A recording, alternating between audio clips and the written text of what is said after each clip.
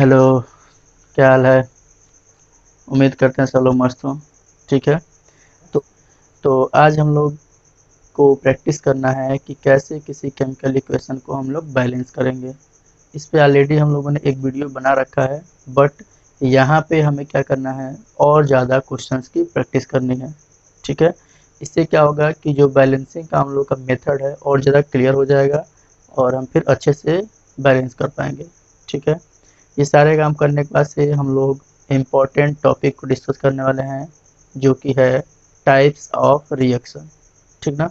तो पहले हम लोग 2-3 क्वेश्चन देख लेते हैं बैलेंसिंग के, उसके बाद से हम लोग पे आएंगे टाइप ऑफ केमिकल रिएक्शन पे। तो चलिए, पहला क्वेश्चन है हम लोग का, फर्स्ट क्वेश्चन है मीथेन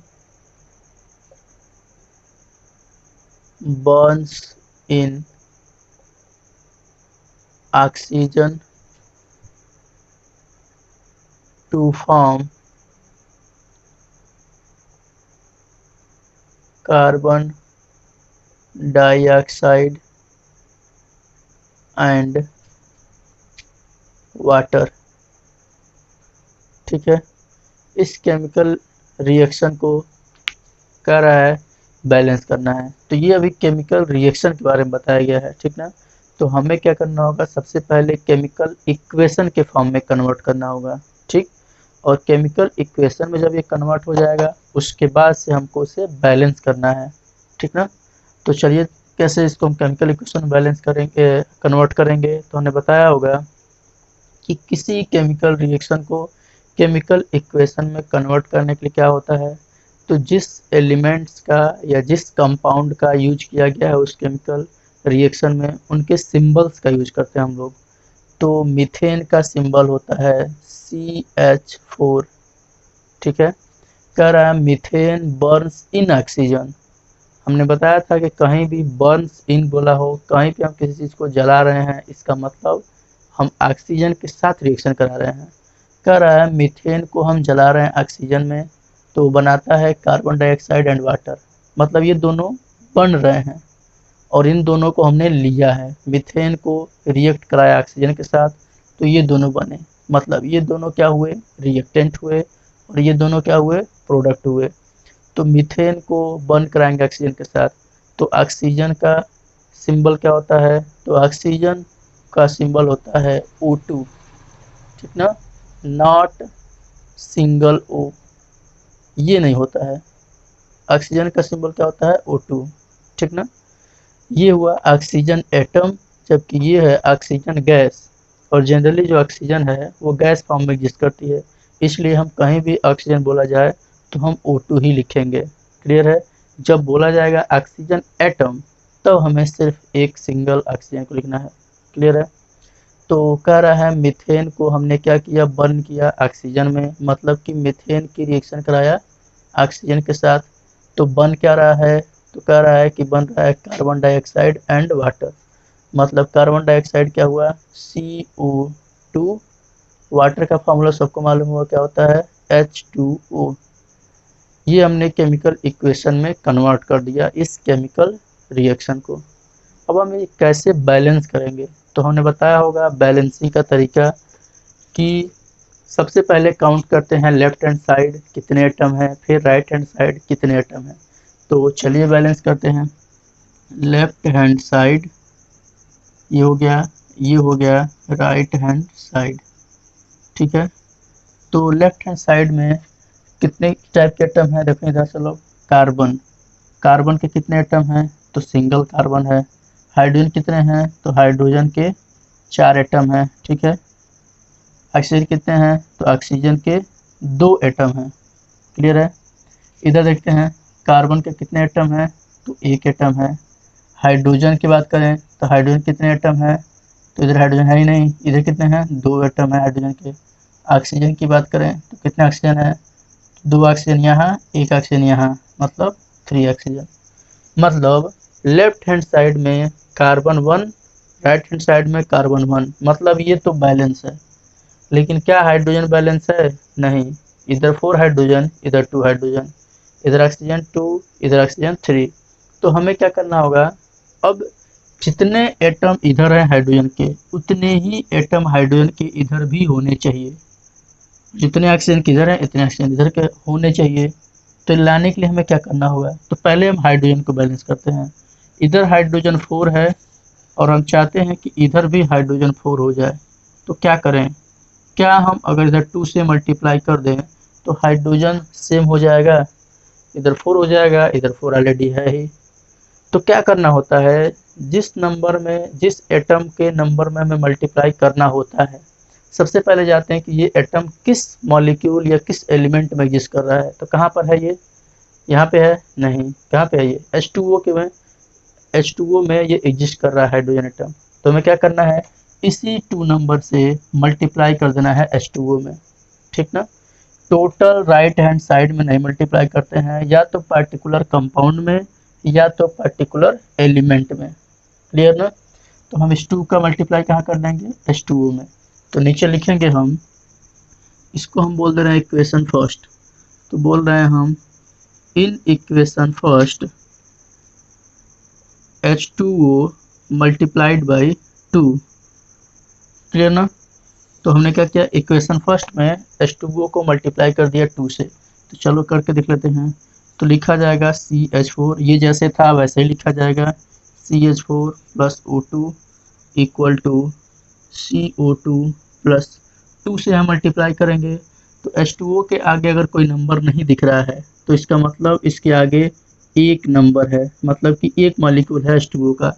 कार्बन CO2 के भी आगे कोई नंबर नहीं दिख रहा है, इसका मतलब CO2 नंबर में कितना है, एक है। O2 के आगे भी कोई नंबर नहीं दिख रहा है, मतलब O2 का भी नंबर कितना है, तो 1 मॉलिक्यूल है O2 का। CH4 के भी आगे कोई नंबर नहीं दिख रहा है, मतलब CH4 के भी कितने मॉलिक्यूल हैं, 1 है। अब हम इस 1 मॉलिक्यूल ऑफ H2O में कितने का मल्टीप्लाई करना है, 2 से। तो क्या हो जाएगा, 2H2O, ठीक ना। अब थोड़ा सा चेक करते हैं क्या आइटम सब बराबर हो गए। तो कार्बन कितना हुआ, 1, हाइड्रोजन कितना हुआ, 4, ऑक्सीजन कितना हुआ, तो 2।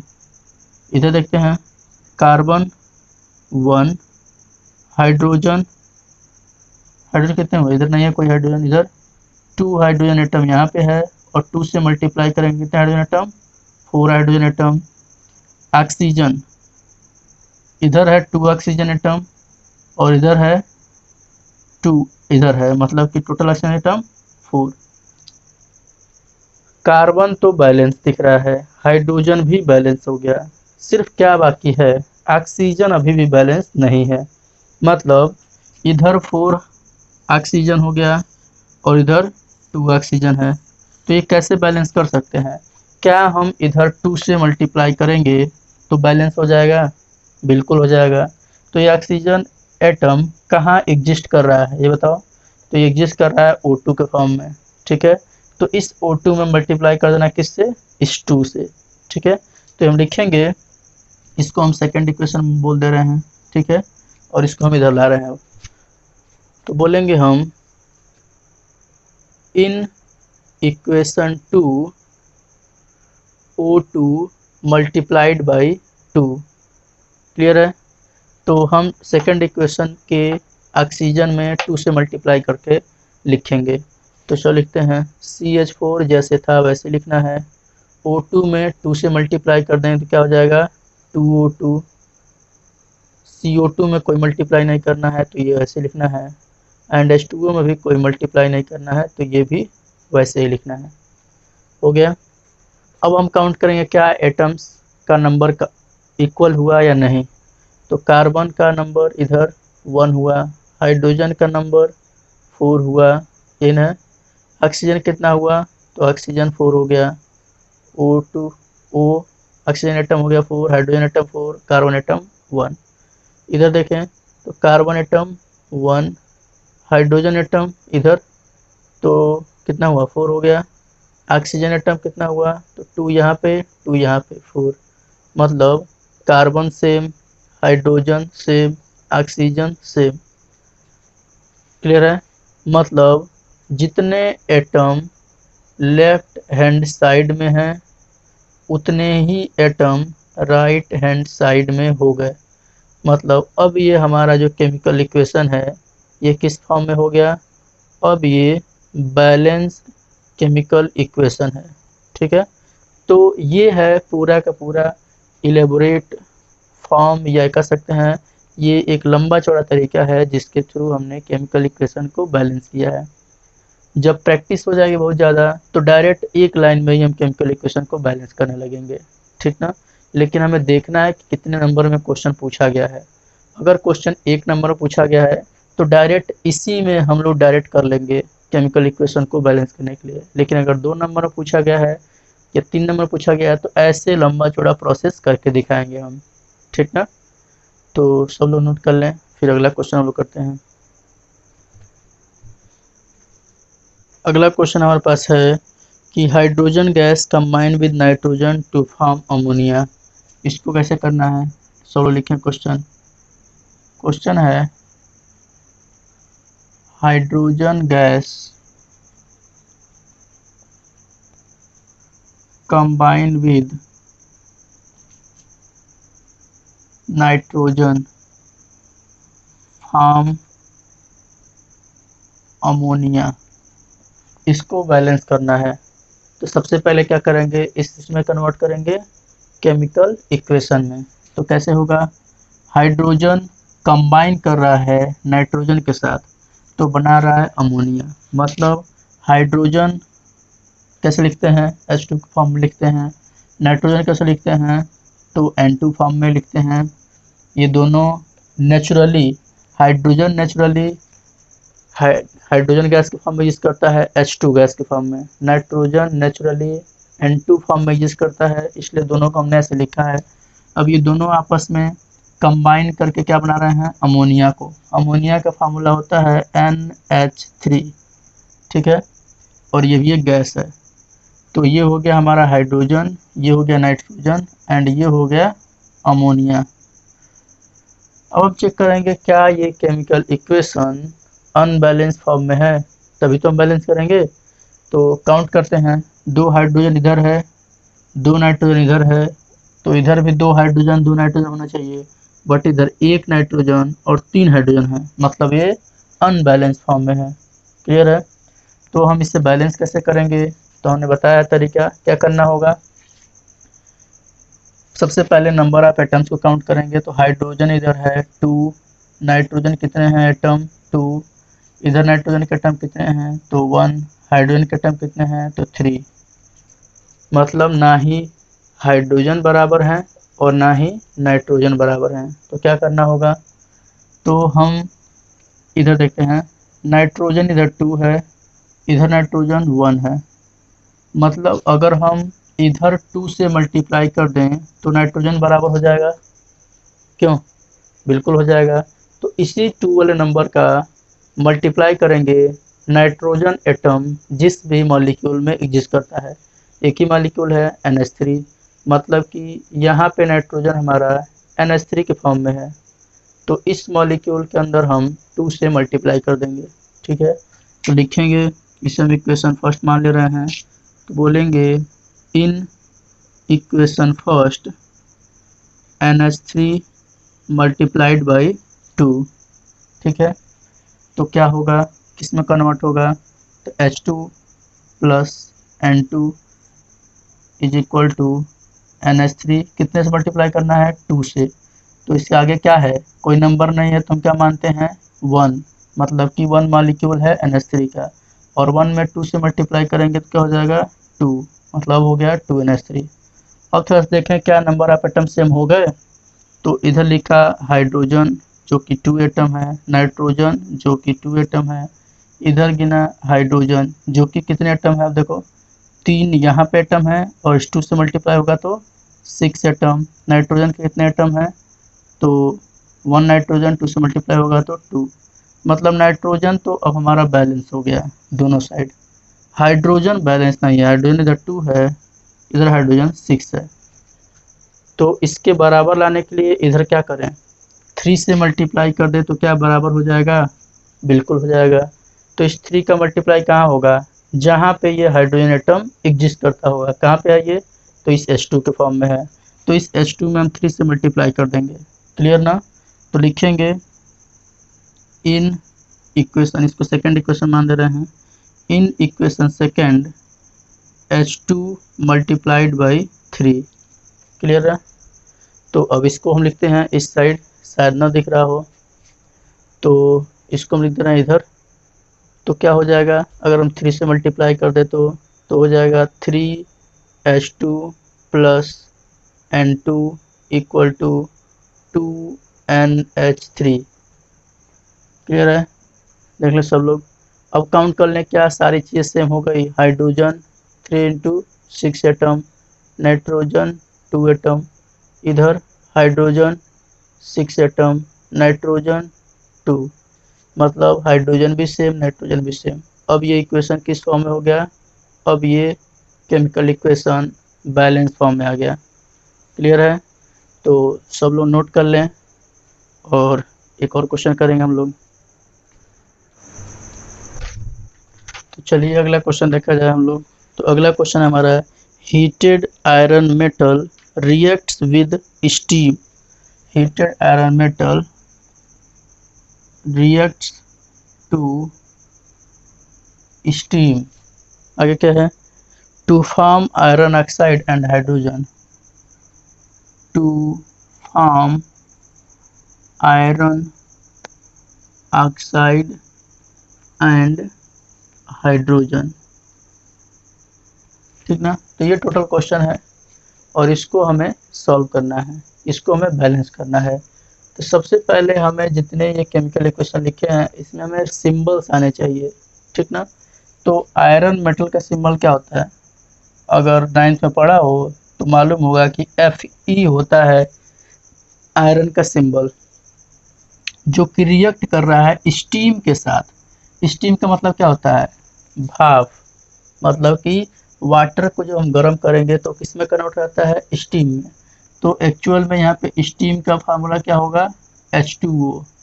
कह रहा है कि हीटेड आयरन मेटल रिएक्ट कर रहा है स्टीम के साथ, तो बना रहा है iron oxide and hydrogen. Hydrogen का फार्मूला सबको मालूम होगा कि H2 होता है, आयरन ऑक्साइड, और यहाँ पे बोला है आयरन सेकेंड थर्ड ऑक्साइड बोला है, यहाँ पे ब्रैकेट में लिख सकते हैं हम लोग, सेकेंड कामा थर्ड ऑक्साइड। इसका मतलब क्या है, तो इसका मतलब आयरन ऑक्साइड का हुआ Fe2O3। ये सेकेंड एंड थर्ड टर्म बोला है, ये बोला गया है कि यहाँ पे 2 आयरन है, दिख रहा है Fe2, मतलब आयरन के 2 एटम है। एक आयरन का ऑक्सीडेशन नंबर सेकेंड है, एक आयरन का ऑक्सीडेशन नंबर थर्ड है। ये आगे जब जाओगे हायर क्लासेस में तो समझ में आ जाएगा कि ये Fe2 का 2 ऑक्सीडेशन नंबर है, तो इसका मतलब क्या है। ठीक ना, तो अभी के लिए हमें क्या ध्यान रखना है, आयरन ऑक्साइड का फार्मूला Fe2O3। तो हमें सबका सिंबल मालूम हो गया। अब हम इसे केमिकल इक्वेशन में कन्वर्ट करते हैं। तो कर रहा है ये और ये रिएक्ट कर रहे हैं और इसको बना रहा है, मतलब ये दोनों किधर होंगे, तो रिएक्टेंट साइड होंगे। Fe प्लस H2O, ये कन्वर्ट हो गया Fe2O3 प्लस H2। क्या ये इक्वेशन बैलेंस फॉर्म में है, इसको सबसे पहले चेक करना होगा। तो कैसे चेक होगा, तो हम नंबर ऑफ एटम काउंट करेंगे। आयरन के कितने एटम है इधर, 1 है। हाइड्रोजन के कितने एटम है इधर, तो 2 है। ऑक्सीजन के कितने एटम है, तो 1 है। इधर आयरन के कितने एटम है, तो इधर आयरन के 2 एटम है। हाइड्रोजन कितने एटम है, तो 2 है। ऑक्सीजन कितने हैं, तो 3 है। क्या क्या बैलेंस है, आयरन क्या बैलेंस है, नहीं, मतलब कि इधर हमको इसको बैलेंस करना है। हाइड्रोजन बैलेंस है, बिल्कुल। ऑक्सीजन इधर 1 है, इधर 3 है।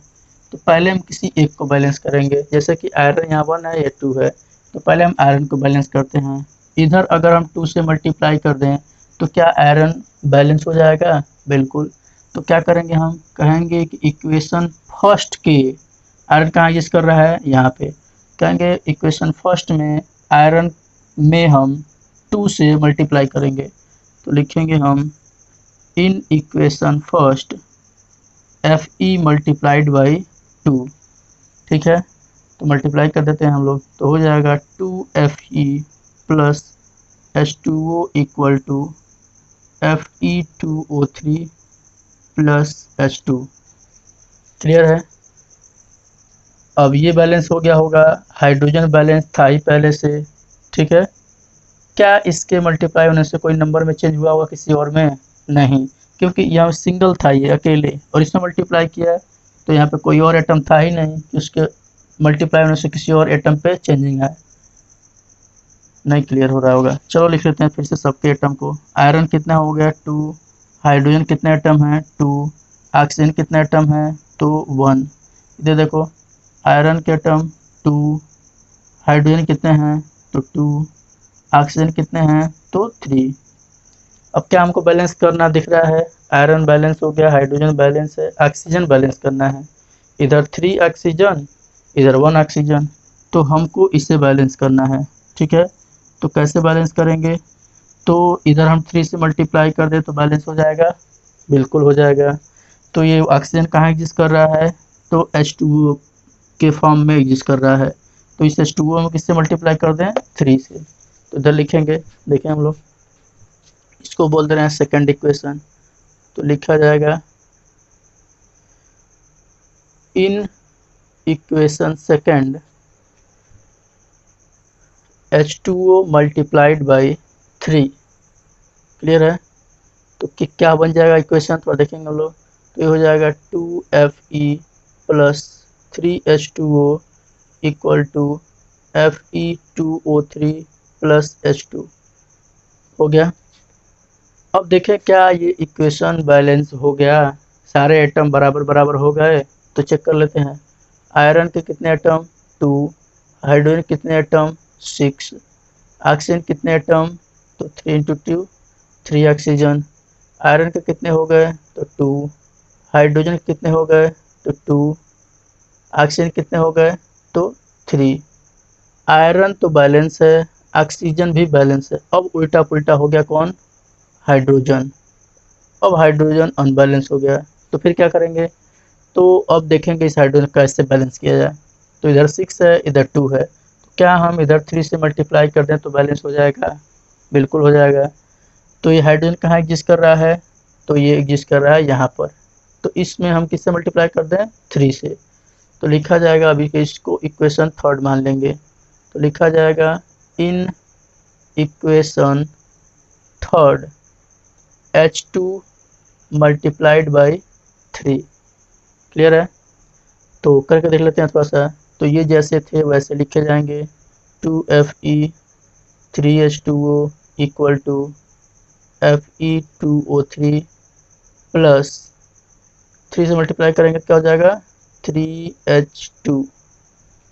अब देखें सब लोग क्या सारे एटम इक्वल हो गए। अब फिर से लास्ट में चेक करना होगा हमको, तो आयरन के कितने एटम 2, हाइड्रोजन के कितने एटम 6, ऑक्सीजन कितने हो गए 3, आयरन कितने हो गए तो 2, हाइड्रोजन कितने हो गए तो 6, ऑक्सीजन कितने हो गए तो 3। मतलब सारे एटम दोनों साइड बराबर हो गए।